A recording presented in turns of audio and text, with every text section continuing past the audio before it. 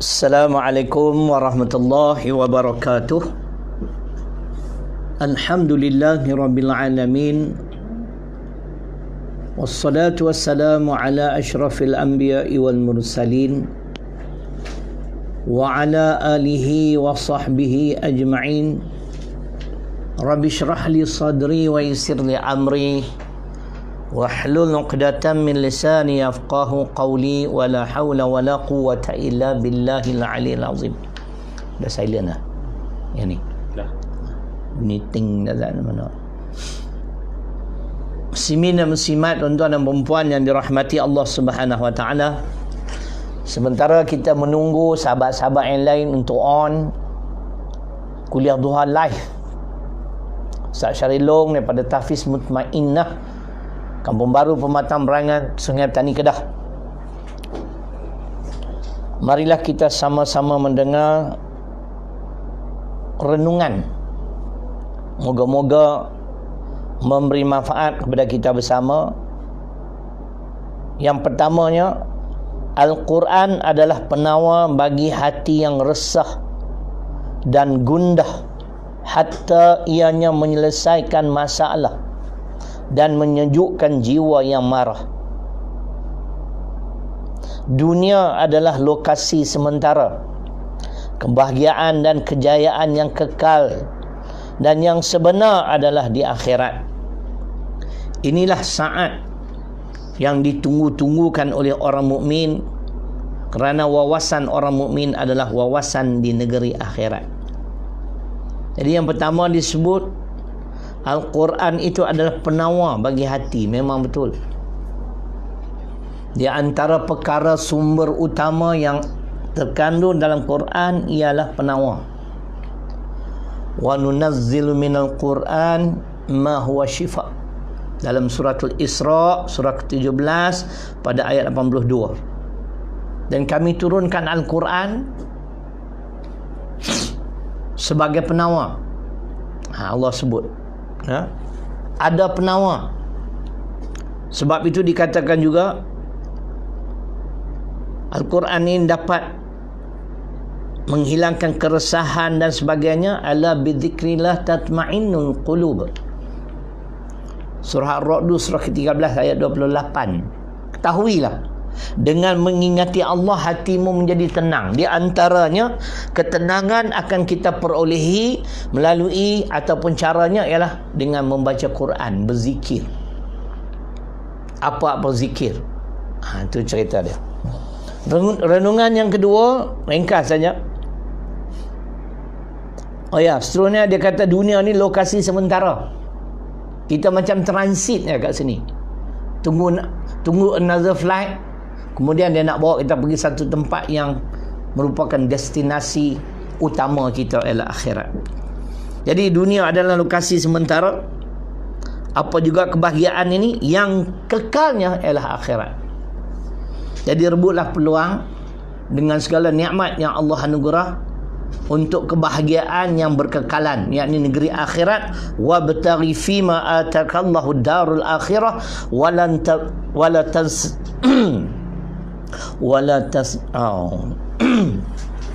wabtaghi fima atakallahu darul akhirah walan tanasi. Jawab tak betul lah.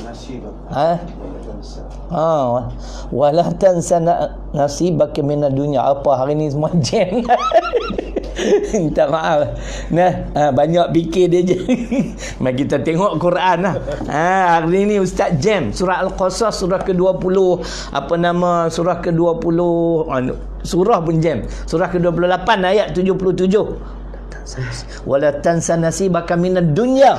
Ambut. Sebenarnya iblis dia ganggu. Bukan tak ingat. Baik.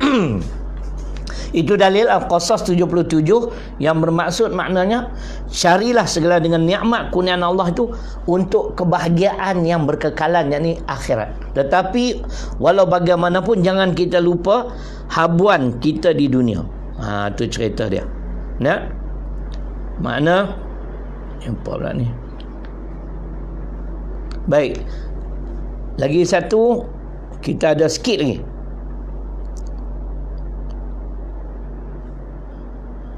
Dalam hidup ini utamakan kepentingan Allah dari kepentingan kita. Itu kena faham tu.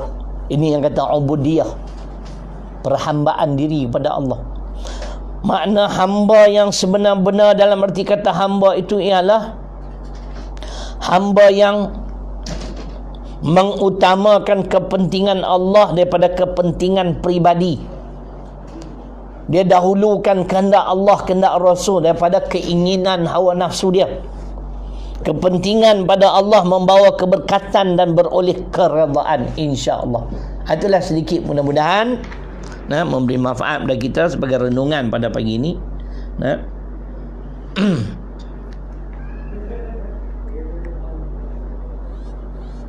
Baik. Jadi pada pagi ini insya-Allah tuan-tuan dan puan-puan, minta maaf ada gangguan sikitlah. Masuk WhatsApp lah apa semua lah. Baik, insya-Allah. Pada pagi ini saya ingin membahaskan tajuk yang memang simple saja. Akhlak Muhammad sallallahu alaihi wasallam. Akhlak ni makna budi pekerti ataupun karakter ataupun perangai dia. Ya. Apakah sifat-sifat mulia yang dimiliki oleh insan pilihan Allah ini?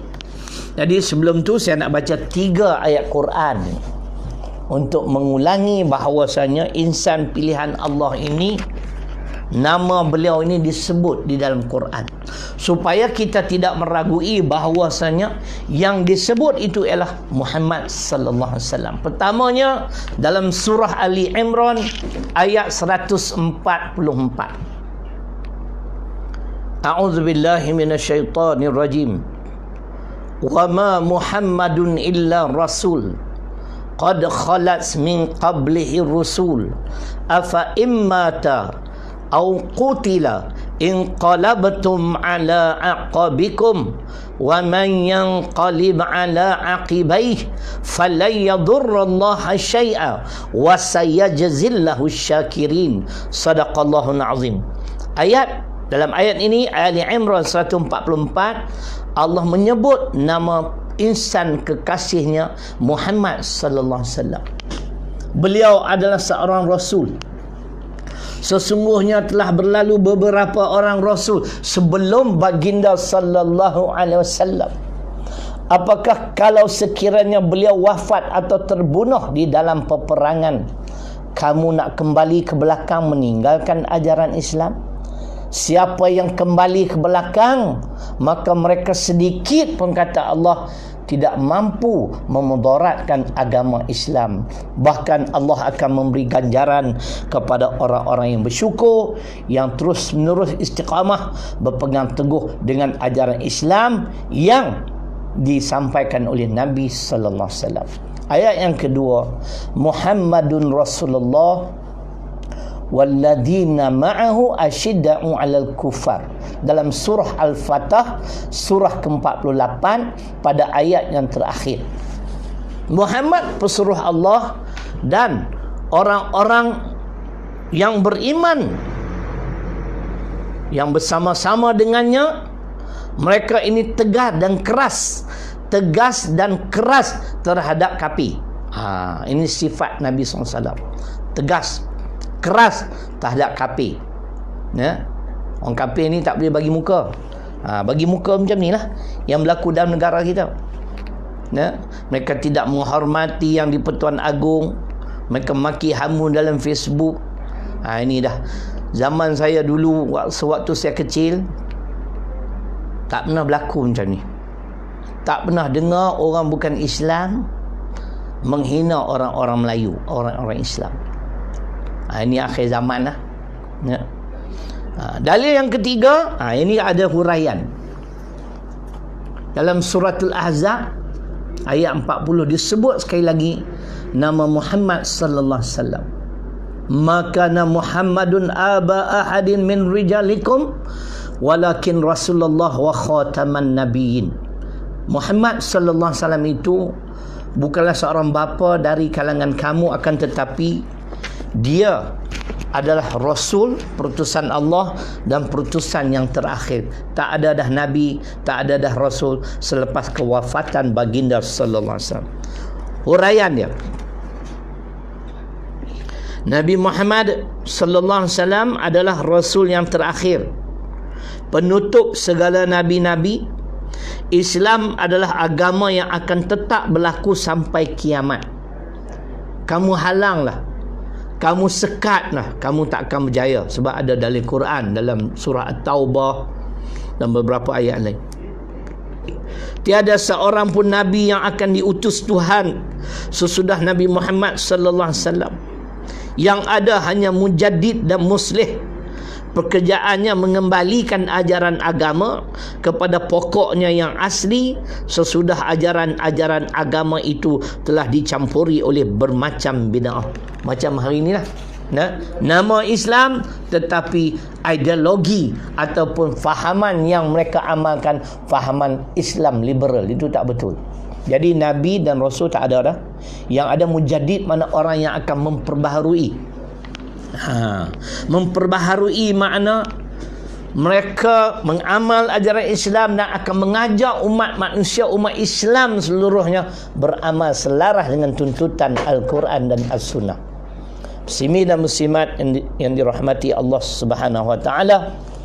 Jadi akhlak Muhammad sallallahu alaihi wasallam disanjung, dipuji oleh Allah Subhanahu wa taala, di antaranya di dalam surah Al-Qalam, surah ke-68 pada ayat yang keempat.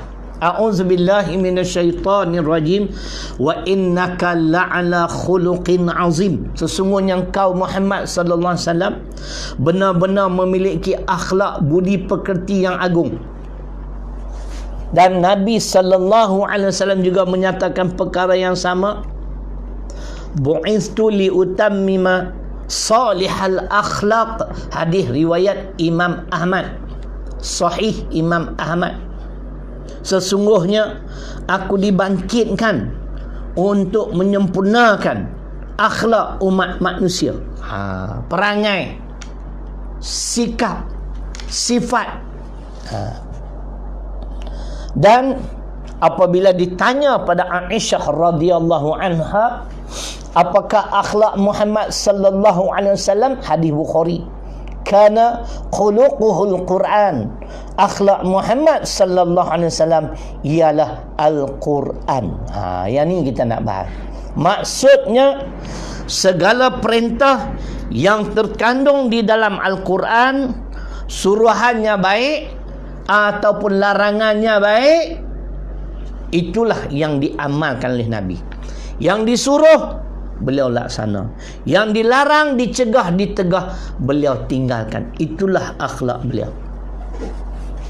Di antara akhlak Nabi Muhammad sallallahu alaihi wasallam, saya meletakkan ini yang pertama sekali ialah ikhlas. Mana mungkin seorang insan pilihan Allah tidak ikhlas? Beliau ikhlas. Kita tak nak hurai panjang lah, hanya sebutnya. Ikhlas. Cuma kita nak sebut sikit lah, lain kali mungkin tuan-tuan lupa. Apa dalam Quran tentang keikhlasan? Apakah itu ikhlas? Di antaranya, inna salati wa nusuki wa mahyaya wa mamati lillahi rabbil alamin. Al-An'am surah ke-6 ayat 162. Sesungguhnya solatku, ibadahku, hidup dan matiku kerana Allah. Muhammad sallallahu alaihi wasallam, apa sahaja yang beliau lakukan, yang beliau laksana, kesemuanya kerana Allah. Kenapa? Kalau amalan saya bukan kerana Allah, kerana manusia, kita ulang sekali lagi, man amila amalan laisa alaihi amruna fahuwa raddun. Amalan itu ditolak. Kerana syarat diterima amal kita sebagai amal soleh mesti tak dapat tidak dua syarat. Pertama ikhlas, yang kedua menepati syarak, menepati Al-Quran dan As-Sunnah. Tutup kipas sejuk. Hari ni dah hari ke-28. 28 kan kita puasa? Masya Allah, sekejapnya. Pejam celik orang Kedah kata, habis. Saya bimbang, pejam celik, pejam terus. Yang tu balik awal, kan? Tu cerita dia. Jadi maknanya, sekiranya amalan seseorang itu tidak ikhlas, maka tidak akan diterima amalan tersebut, ditolak. Dan kita saja ulang sepintas lalu, keikhlasan seseorang itu menjadi benteng sehingga iblis tak mampu nak menipu daya dia. Bahkan Allah akan kurniakan taufik pula, pertolongan, kerana keikhlasan hambanya itu, supaya hamba itu mudah untuk melaksanakan segala perintah Allah, untuk menjunjung segala perintah Allah, untuk mentaati segala perintah terkandung dalam Al-Quran, juga kerana keikhlasan. Dalil Quran, Suratul Hijri, surah 15 ayat 39-40. Dan kita ulang sekali sebab kitab tafsir ni ada kat sini. Firman Allah Subhanahu wa taala,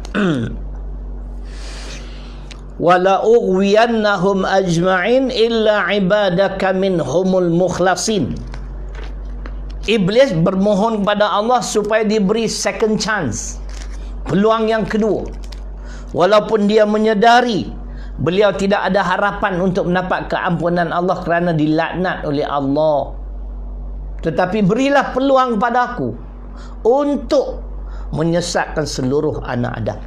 Ya, boleh Allah bagi laluan, tetapi iblis sendiri menjawab, with the exception, ada pengecualiannya, illa ibadaka minhumul mukhlasin, kecuali hamba-hambamu yang mukhlis. Kita dengar pada muka surat insya-Allah 394, 396, 394. Mukhlis ialah orang-orang yang telah diberi taufik, pertolongan, taufik ni, untuk mentaati segala petunjuk dan perintah Allah. Dengar tu tuan-tuan dan puan-puan. Kerana keikhlasan kita, mudah bagi kita untuk melaksanakan segala perintah Allah. Kemudian yang kedua, dia hurai lagi, bukan sekadar mendapat taufik untuk mentaati sehingga seseorang itu terlepas dari tipu daya syaitan. Masya Allah. Jelas ke no? Boleh. Walaupun kita ulang dah banyak kali, tak apa, jangan boring pula. Kalau boring, pergi buka Astro. Astro macam-macam ada. Kan? Tak apalah, sambil tengok, sambil sandar-sandar, lepas tu khusyuk, terlelap. Tak apa. Tu buka balik mata. Ada lagi kau ustaz ni. Kan? Ceritanya. Itu ikhlas adalah akhlak Muhammad sallallahu alaihi wasallam. Bahkan ulama menyebut tiga perkara ini adalah teras kepada akhlak Islam. Pertama, ikhlas. Yang kedua ialah benar. Nabi Muhammad benar. Benar, saya tertarik dengan pandangan Imam Al-Ghazali.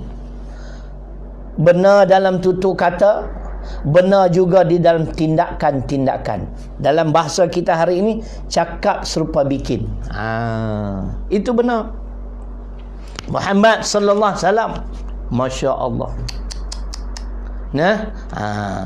Apa yang beliau bercakap, apa yang tersemat di dalam jiwa, itulah yang dilahirkan, itulah yang diamalkan. Justru benar ini adalah satu tuntutan agama yang merupakan di antara akhlak Islam.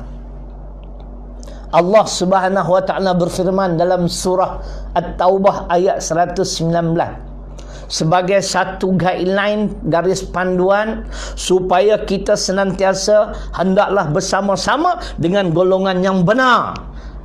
Bukan cakap hebat tapi buatnya lain. Itu tak boleh, itu menyalahi.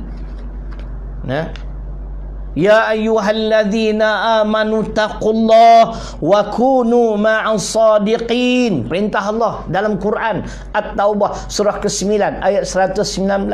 Wahai orang-orang yang beriman, bertakwalah kamu pada Allah dengan sebenar-benar takwa. Dan hendaklah kamu bersama-sama dengan orang-orang yang benar.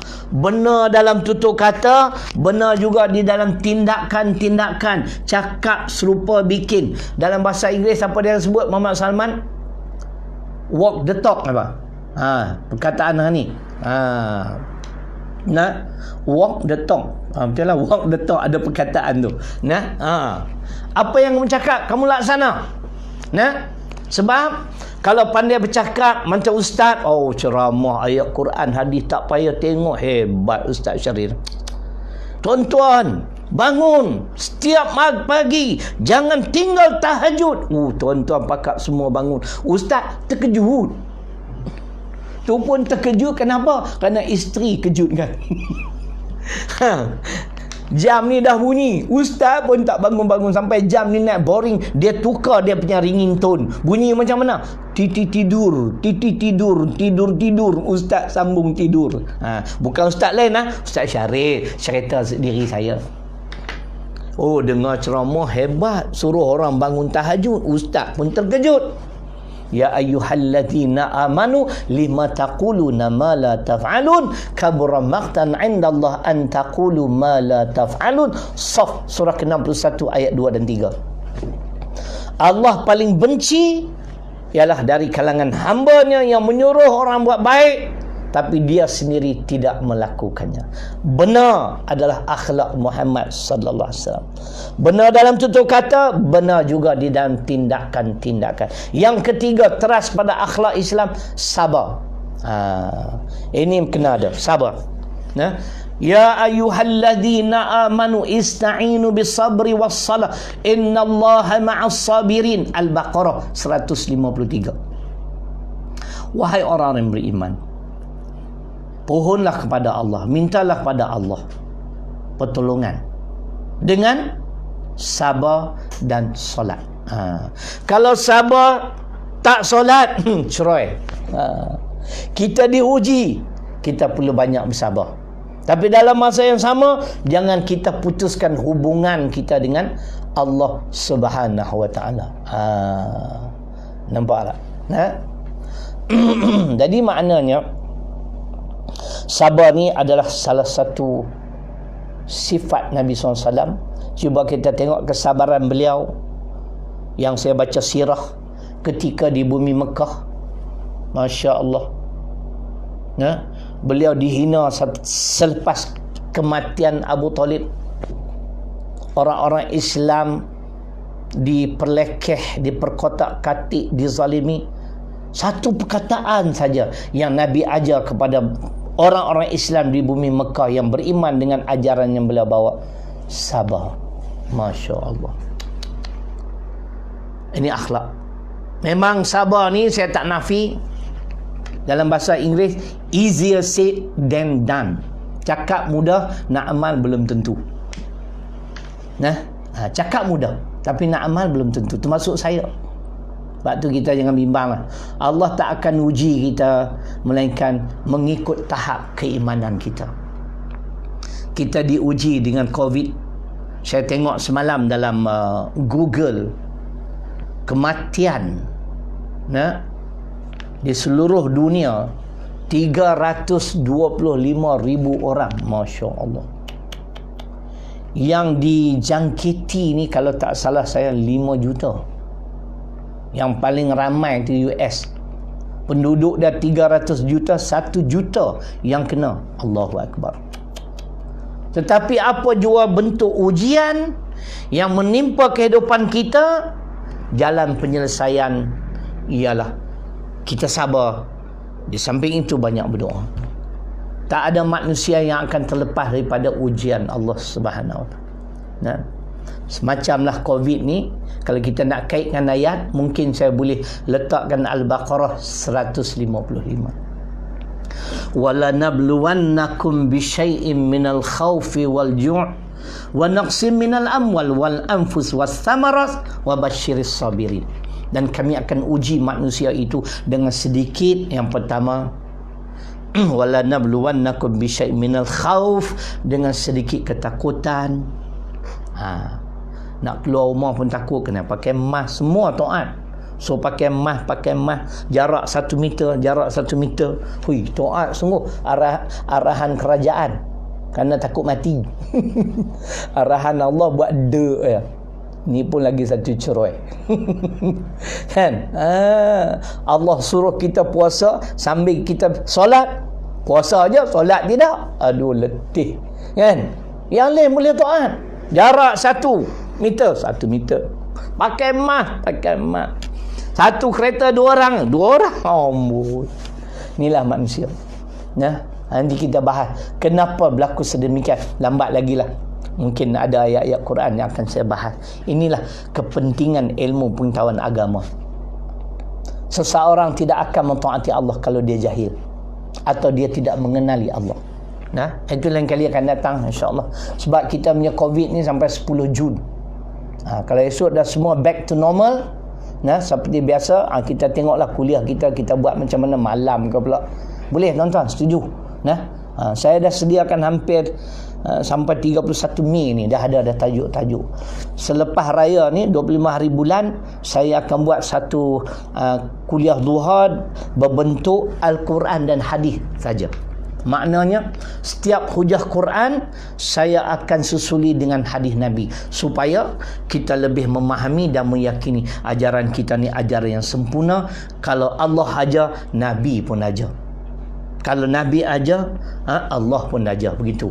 Saya akan namakan kuliah duha 25 hari bulan ke atas Al-Quran dan As-Sunnah, petunjuk sepanjang zaman. Makna bila ada dalil Quran, ada dalil hadis. Lazimnya insyaAllah. Mungkin yang saya tak mampu tu minta maaf lah. Jadi maknanya begitulah Allah uji kita dengan sedikit ketakutan nak keluar rumah.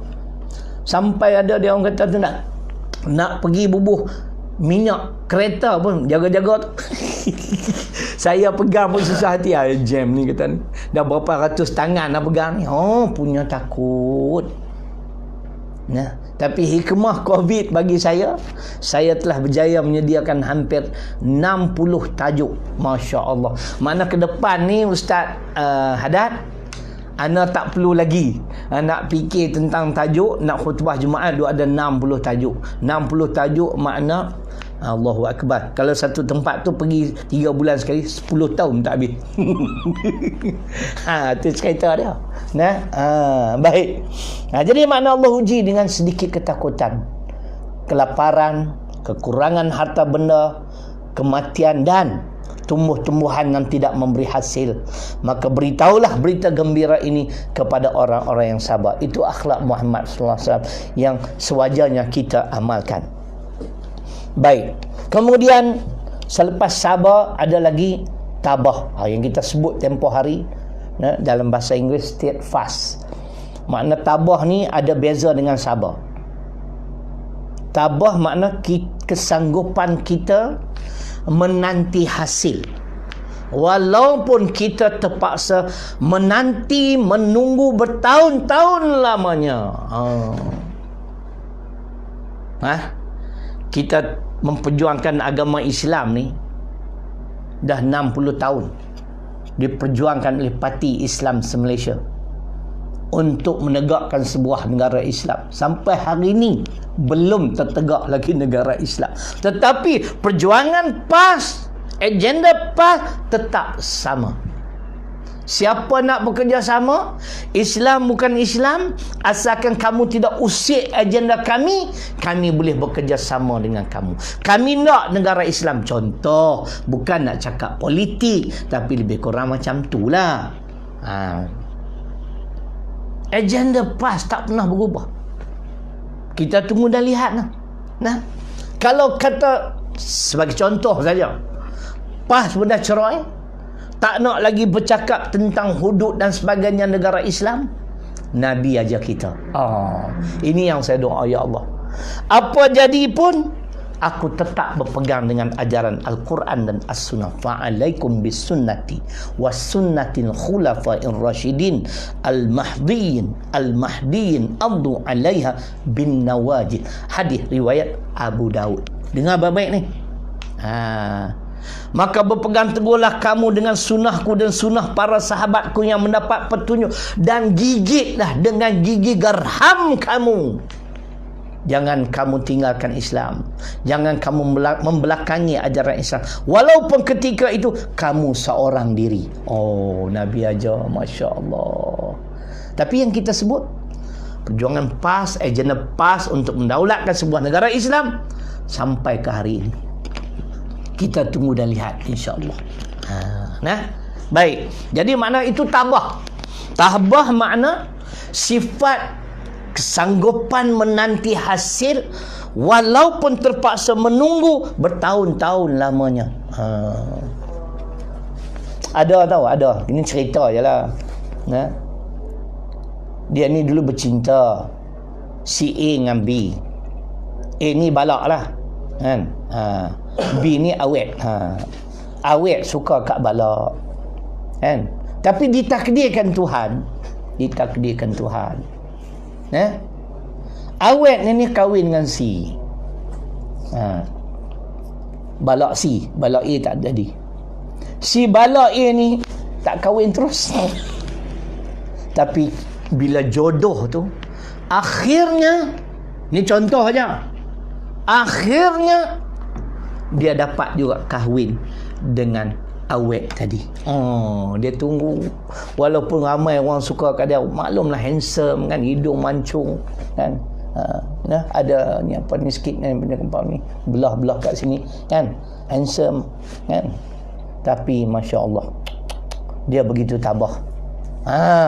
Walaupun wanita lain lebih cantik daripada awet yang dia nak kahwin, tu tabah lah tu. Ada beza dengan sabar. Minta maaf, bukan petikai siapa, tapi ada penceramah sebut sabar dengan tabah sama. Tidak. Dari Quran Al-Ahqaf surah ke-46 ayat 35. Berbeza. Kalau dalam bahasa Inggeris pun sabar patient. Tabah steadfast. Dalam Quran Allah mengajar Nabi Muhammad sallallahu alaihi wasallam supaya senantiasa tabah. Fasbir kama sabar ulul azmi minar rusul wala tasta'jil lahum. Ini dalil dia. Muhammad, hendaklah kamu sabar, walaupun sebut kata sabar tetapi artinya ialah tabah. Sebagaimana tabahnya ulul azmi sebelum kamu yang Allah uji begitu hebat. Cuba dengar di penghujung, wala tasta'jil lahum. Jangan kamu bermohon kepada aku supaya disegerakan azab terhadap mereka-mereka yang mengingkari ajakan seruan kamu. Kalau Nabi nak doa, ya Allah bagi mampu cepat sikit lah, aku boring puak-puak ni, agak-agak boleh lah. Ada malaikat datang kan, Ustaz Adab kan? Malaikat datang, engkau nak dah aku hampap bukit ini kata kepala mangkuk-mangkuk ni. Tabah. Ada beza nah. Kalau ada cikgu-cikgu, kalau saya silap minta maaf. Ini yang saya faham daripada Al-Quran. Kita jangan tengok kamu semata-mata, kena tengok juga isi kandungan ayat-ayat Quran. Ada beza, ada perbezaan. Mana kesanggupan menanti hasil walaupun terpaksa menunggu bertahun-tahun lamanya. Allahu Akbar. Boleh? Itu sifat Nabi Al-Qaf. Sifat 5 ulul azmi, mereka semuanya tabah. Seterusnya amanah. Amanah. Ya betul. Amanah. Tapi kalau saya tak baca, walaupun saya baru baca sekali dua, tapi kena baca juga. Sebab kadang-kadang mungkin ada pegawai kerajaan yang tengok, mungkin ada menteri tengok. Muka surat 195.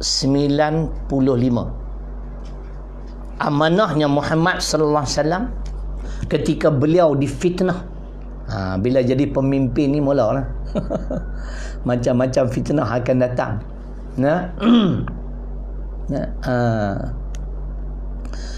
Macam-macam yang akan datang fitnah, diviralkan benda yang tak betul. Allah. Nabi kena. Selepas perang Badar, Islam mendapat kemenangan yang gilang gemilang, mendapat ghanimah, harta rampasan yang banyak. Tiba-tiba apabila dicek di store simpanan, tengok-tengok ada satu item hilang dalam simpanan. Ada dua pandangan. Pertama kata permaidani merah. Yang kedua kata topi merah. Topi merah tu saya ingat topi FRU lah, kok hilang. Kan? Maka si munafik, golongan munafik ini mendakwa ni mesti kerja Muhammad ni. Mentang-mentang dia ketua, dia lanyak kat dia dulu, dia ambil dulu. Maka turun ayat 161 An-Nisa. Muka surat 195 ini satu garis pandang kepada pemimpin negara dan negeri. Kan? Kau tu tanya parti amanah kau Ustaz jam. Wa ma kana lin nabiyyin ay yaghulla wa may yaghlul ya'ti bima ghalla yaumal qiyamah thumma tuwaffa kullu nafsin ma kasabat wa hum la yuzlamun. Itu dalil dia. Saya nak terjemah secara ringkas, maknanya apabila kita khianat pada hari kiamat nanti, kita akan datang dengan barang yang kita khianati. Amanah rakyat kita pikul, kemudian kita khianat. Projek 1 juta bagi tulis 2 juta, kita markup sampai 2 juta. Hantar orang negotiate, bagian-bagian I want 25%. Kawan tu kata tak boleh tinggi sangat. Kalau nak 25%, pergi kat Siddiq Segaraga. Kan? Dia boleh bagi, saya boleh bagi 20%. Itu khianat namanya. Dengar, ini pengajaran kepada pemimpin negara, pemimpin pusat, pemimpin negeri. Alhamdulillah, PAS dah ada 3 negeri perintah: Kedah, Terengganu, Kelantan. Kelantan paling lama 30 tahun. Pernah dengar ada pemimpin PAS di Kelantan dihadapkan ke mahkamah kerana pecah amanah, kerana khianat, kerana rasuah. Jadi kalau nak kata kat orang tu, tengok-tengok dulu, jangan sedap mulut, kan? Itu cerita dia. Kita ni kadang we have to be fair, no? Kita kena berlaku adil walaupun terhadap orang yang kita tak suka. Ini kalau dah tak suka, semua tak betul. Ayat dalam surah apa tadi saya baca? Ali Imran 161, muka surat 95. Bukan 195, 95 yang tu ayat lain, saya tersasul, minta maaf. Cuba dengar ayat ni, huraian. Dia kata Nabi bukanlah berlaku curang atau khianat dalam membahagikan harta rampasan, melainkan jujur, lurus, adil dan tidak memandang keluarga atau bukan keluarga. Tengok lagi dia kata apa lagi di sini? Hal ini patut menjadi petunjuk bagi orang yang memegang tanggungjawab harta benda negara supaya memelihara dan membahaginya dengan jujur, lurus dan adil mengikut semestinya, dan jangan sekali-kali berlaku curang, kerana meskipun dia akan terlepas dari hukuman dunia, dia tidak akan terlepas dari hukuman di akhirat. Mungkin dia dah cucuk hidung hakim, you don't talk much, you know. Dia hakim membuat keputusan, tidak salah, buang kes. Dah, ini dunia. Tapi kalau kamu khianat, kamu mengkhianati amanah Allah, amanah Rasul, amanah rakyat, kamu terlepas hukuman dunia. Ayat tadi beritahu pemimpin tersebut tak akan terlepas hukuman di akhirat. Ini akhlak Nabi, mengajar kita supaya senantiasa amanah. Macam saya urus ni 11 tahun ni, kan? Kalau kata saya pun khianat lah, saya ambil kesempatan semua yang ada di sekolah ni, dia tak boleh nak wujud sampai hari ni. Bukan senang, tuan-tuan. Terima kasih lah tuan-tuan, memang simpati lah. Kalau takdir lah saya sebut, bila kalau takdir saya meninggal dunia lah, tuan-tuan sekali-sekali tanya khabar lah, Taufik Mutmainah macam mana pengurusan, kan? Boleh bayar gaji dah. Sebab biasalah sekolah agama rakyat ni, kan? Ulu-ulu lah sikit, ada zakat ke, nak pelepasan cukai ke, nak infak bulanan ke, direct debit ke. Tanya-tanya, ustaz dah tak ada dah tu, kesian. Dia dah buat 11 tahun, Alhamdulillah, dengan pertolongan Allah. Allah gerakkan hati tuan-tuan dan perempuan menyumbang, Masya Allah. Saya pun tak pening kepala. Cuba tengok muka, relax, tenang. Macam si Bulan ni lah ni, cameraman ni, kan? Dia kata ustaz ni jovial type, no? Riang sedia. Saya kata saya ada masalah, tapi saya tak pernah zahirkan permasalahan saya. Itu ketenangan yang Allah anugerah. Terima kasihlah pada tuan-tuan yang menyumbang. Nah, jadi faham-fahamlah. Janganlah menyumbang sekali, lepas tu 3 tahun pula menyumbang, jam lah. Kan? InsyaAllah kan. Ataupun buat sedikit peruntukan. Sekolah ni every month nak bagi RM20. Sekolah ni RM10. Allah, tuan-tuan. Tuan-tuan yang dah amal, saya tengok dalam akaun kami, amal sedekah selepas subuh ni, cuba amal berterusan. Apa yang akan kita dapat daripada Allah? Percayalah. InsyaAllah. Saya tak nak cerita. Kita dapat merasakannya. Baik. Jadi, pemimpin wajib amanah. Jangan khianat. Amanah Allah, amanah Rasul, juga termasuk amanah rakyat. Begitu juga Nabi sallallahu alaihi wasallam adalah seorang yang pemaaf. Kita nak memaafkan kezaliman orang terhadap kita ni, memang saya tak nafi lah. Saya pun tak tahulah kan. Tapi ada. Ni cerita benar ni. Cuma TV3 ya tak datang wawancara saya. Ada seorang hamba Allah ni.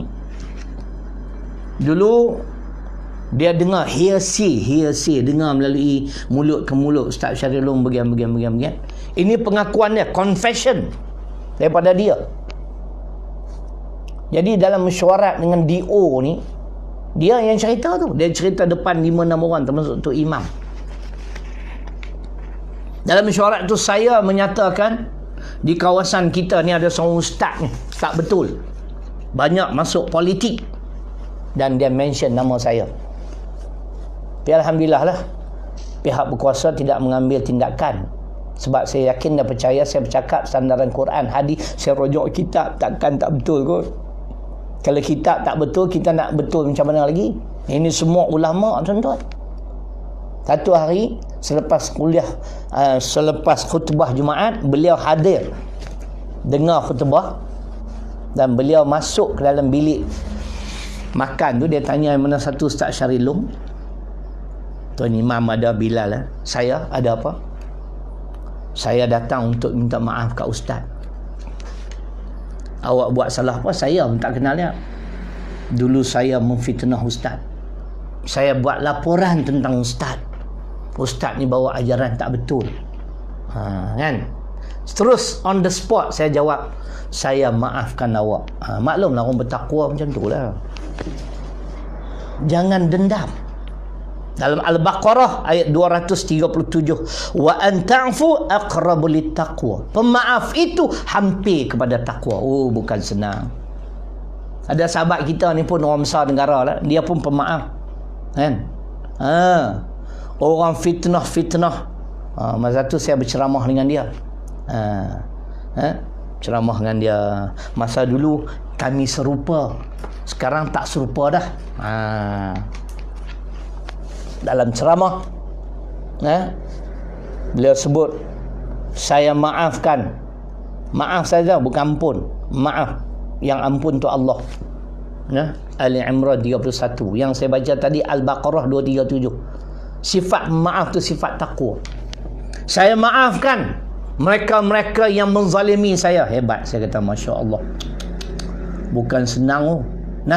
Merengkok dalam penjara, difitnah, diaibkan. Ini sifat yang walaupun sekarang dah tak sehaluan dengan saya, tapi saya masih menyatakan ini sifat orang yang hebat. Sebab dia boleh memaafkan, termasuk dia juga telah memaafkan saya. Bila saya bertemu dengan dia, saya pergi, Datuk Seri, saya nak minta maaf kat Datuk Seri. Adalah Ustaz buat apa kat saya? Ustaz kata apa? Pegang. Dia peluk saya. Saya maafkan Ustaz. Allah, syukurnya Allah. Bukan senang, tuan-tuan, kita nak memaafkan orang yang menzalimi kita. Saya tak buat zalim, cuma biasalah kita ni penceramah kan. Kadang-kadang terlanjur. Ini kelemahan kita kan. Boleh faham tak ni? Nyap semua ni. Tu tidur dah lah tu. Tidur, jom kita balik awal. Makna pemaaf, akhlak Muhammad SAW. Dia pulang ke Mekah, dia tidak menumpahkan walaupun setitik darah. Masya Allah. Apa dia orang tak buat? Bukan dia orang tak kenal dia, tapi dia tak take revenge. Dia tidak berdendam. Pemaaf. Akhir sekali berani. Ini yang Dr. Hamka sebut dalam kitab tafsir beliau. penceramah-penceramah pendakwah ni tak sebut tentang akhlak Muhammad itu berani.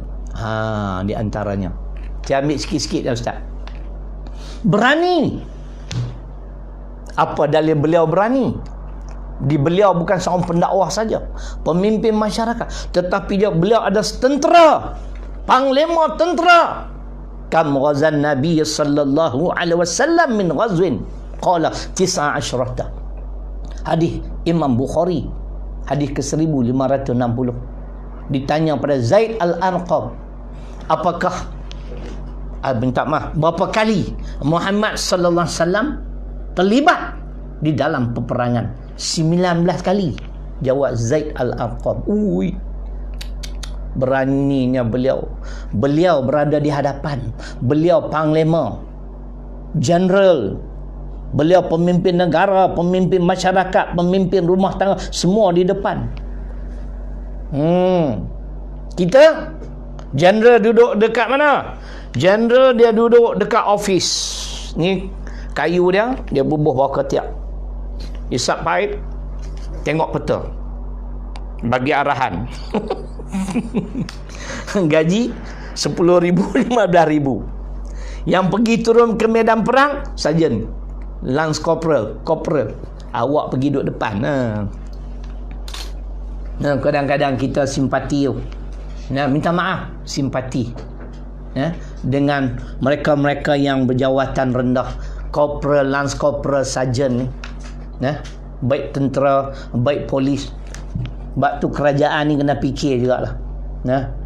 You have to do something to appreciate dia punya komitmen. Mereka menjaga perbatasan negara. Bukan senang. Mereka menyambung nyawa tu. Kita syok makan apa semua macam sedap-sedap. Sedap gelak. Macam dengan jebon. Mereka di perbatasan tak boleh pulang lagi ke negara. Allahu Akbar. Itu contoh akhlak Muhammad. Berani. Kita pun kena berani. Berani kerana benar. Janganlah semua kita nak, tak bolehlah, kita ni kena tolak ansur pun ada batas-batas dia. Saya ulang sekali lagi. Sayyidina Abu Bakar radhiyallahu anhu terus menampar, membelasah pendeta Yahudi yang bernama Fanhas kerana menghina Islam, menghina Allah. Beraninya Sayyidina Abu Bakar. Laqad sami'allah qaulal ladzina qalu innallaha faqirun wa nahnu aghniya. Ali Imran surah ketiga ayat 181. Dalil turunnya ayat Quran ini kerana Sayyidina Abu Bakar dia menampar pendeta Yahudi yang menghina Allah. Bila menghina Allah, menghina Islam. Hina Islam, hina Muhammad. Kita di Malaysia hina Muhammad, diam. Tak kata apa. Hak dulu yang semangat. Sebab nak jaga hubungan yang baik. Kalau bapa jaga hubungan baik. Kena bela dia.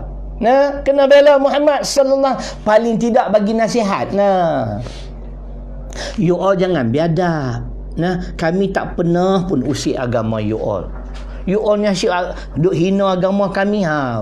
Bagi dulu nasihat yang baik.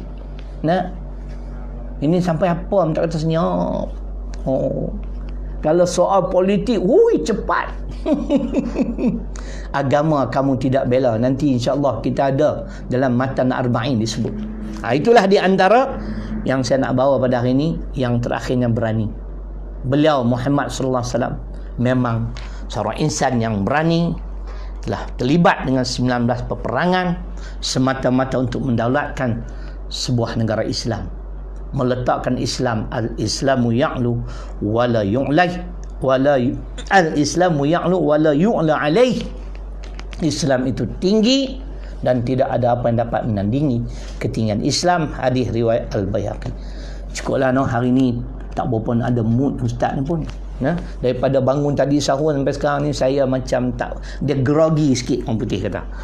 Kan? InsyaAllah jangan lupa infak untuk tahfiz mutmainnah. Terima kasih.